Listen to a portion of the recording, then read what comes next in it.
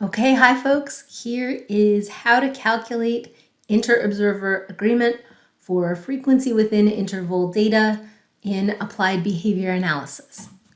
So folks in my ABA class collected some data for data exercise number 2. You decided how many sessions of each phase to run out of the 10, and then you collected data in 20-second intervals for 10 2-minute sessions. And there's separate tabs in your Google Sheet to report prompts, tokens, and targets. So let's imagine you're entering your data. What you're going to do is columns B and C are filled out for you. Column A is not filled out, so you have to record what type of session each session was. So let's say session 3 was another shaping session.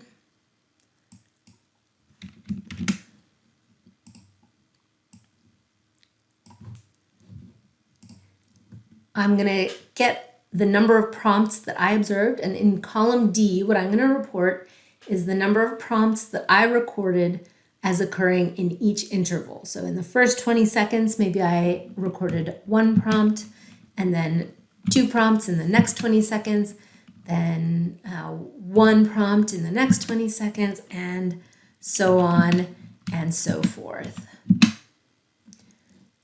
And then I'm going to do that for all of my data, for all 3 behaviors that I observed for all 20 minutes. And then I'm going to find out from the other person who acted as an observer at the same time as me. I'm going to get their data and enter it into column E of each spreadsheet. So maybe this person observed 1 prompt in the first 20 seconds and 1 prompt in the next 20 seconds, 2 prompts in the third 20 seconds, and so on and so forth. Right.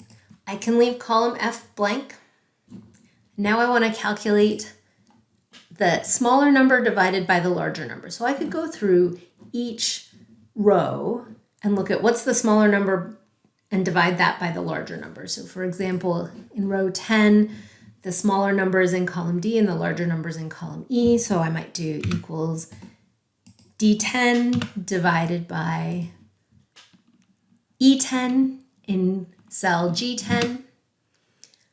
But then in the next row, the smaller number is in column E and the larger number is in column D. So I would have to do equals E10 divided by D10. I could go through row by row like that, but that would take a really long time. And there's no need for it. So what I'm going to do is I'm going to enter a formula that specifies the smaller number out of these 2 numbers divided by the larger number. So the way that I do that is I can put the formula in the formula bar up top here, or I can type it directly into the cell. It works out the same way. I'm just going to type equals. And now I want the smaller of these 2 numbers. And the way I tell the Google Sheet that I want the smaller of the 2 numbers is I just type MIN for minimum. See, that's the minimum value in a numeric data set. And I'm going to open the parentheses to report which cells I want the Google Sheet to look at. And in this case, I want it to look at D4 and E4. So I can either click on D4 and drag my mouse over to E4, or I can just type into the formula bar or the cell D4 colon E4. And then I close the parentheses. Now I want to divide it. So I'm going to backslash to divide or slash to divide.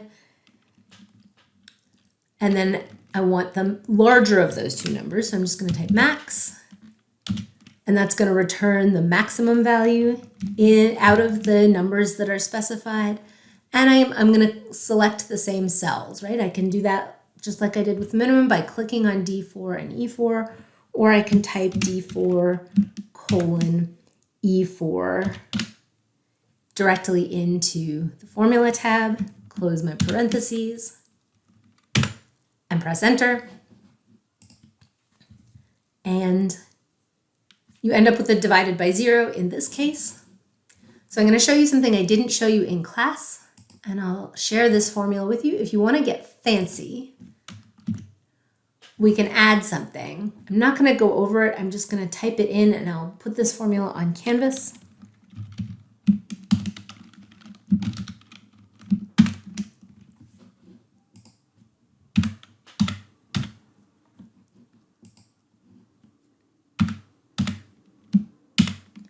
So what this is saying is if both D4 and E4 are equal to 0, we have total agreement, right?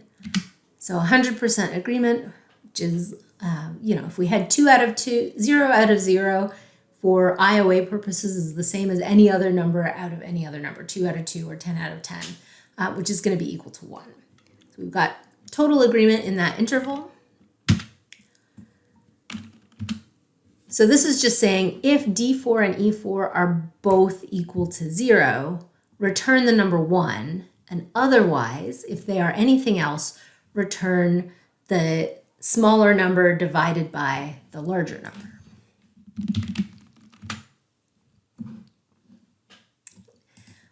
And then to convert that to a percentage, I'm going to multiply it by 100. So in column H, row 4, I'm going to type equals, and then 100, and then an asterisk for times G4. And that gets me 100, right? I have 100% agreement in that one interval.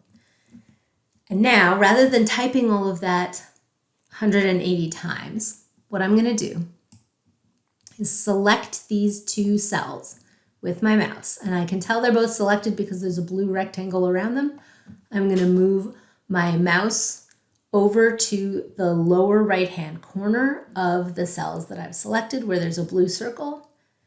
And I can tell that my mouse is in the right spot because it changes from a white arrow. The cursor changes from a white arrow to a thin black cross. And then I'm going to click down and I'm just going to drag and drop.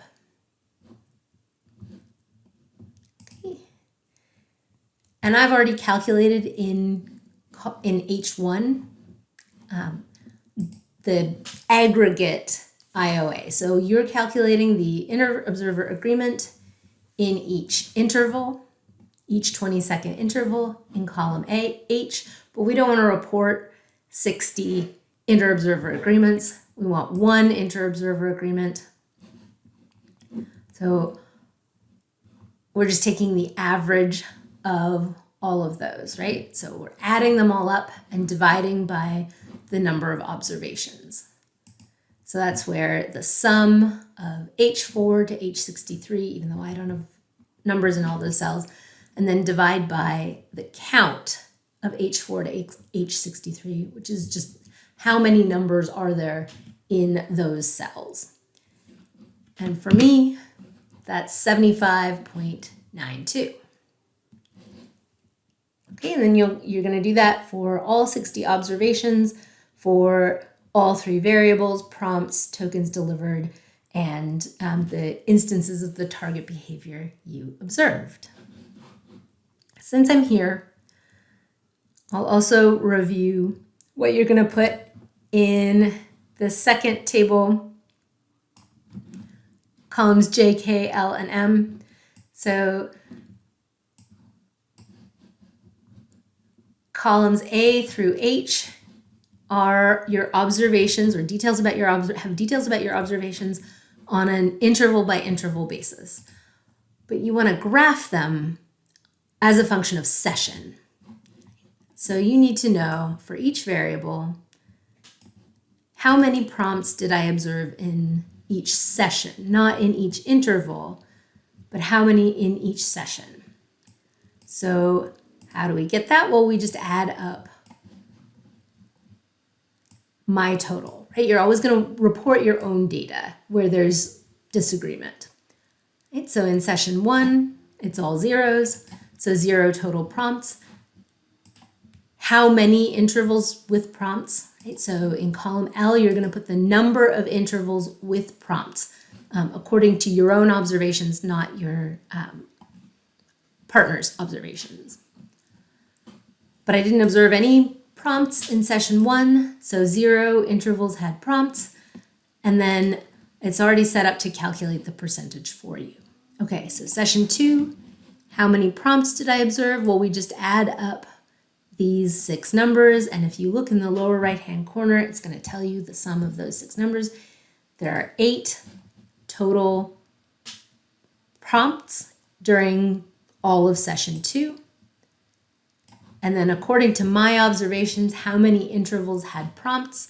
Well, there's 2 that have zeros in them, and those 8 are distributed among the other 4 intervals. So 4 out of the 6 intervals had prompts, and then we're converting that to a percentage by multiplying by 100 and dividing by 6. Okay, now we've got some data in session 3. How many prompts did I observe in session 3? We're just going to add up 1 plus 2 plus 1 plus 1 plus 2 plus 2, which is 9. And then what's the percentage of intervals with prompts? Well, oh, you don't even have to worry about the percentage. How many of those 6 intervals have prompts? And the answer is 6, right? Because there are no zeros in my observations in session 3, which is automatically converted to a 100. Okay. Happy graphing, happy calculating IOA, and I will see you in class.